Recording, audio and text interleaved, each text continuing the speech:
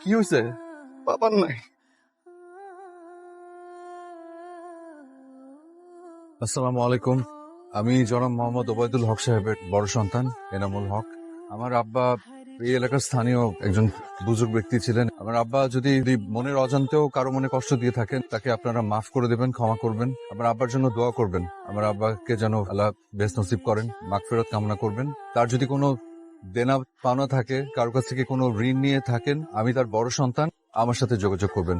আসসালামু আলাইকুম। জানাজার নামাজ শুরু হচ্ছে, দাঁড়াবেন সবাই। আল্লাহু আকবার, আল্লাহু আকবার, আল্লাহু আকবার।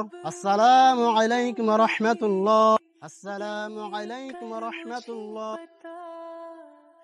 आवारगी बन गए हाँ हंसी बन गए দেখো ভাতিজা, হওয়ার তা তো হয়ে গেছে, একমত আল্লাহর কাছে, তিনি তার কাছে নিয়ে গেছেন। বলছিলাম যে এখানকার বিষয়ে কিছু ভাবছো? না চাচা, আসলে তেমন কিছু জানি না, সবকিছু একটু বুঝে নেই। বাকিদের সাথে কথা বলে সিদ্ধান্ত নেওয়া যাবে।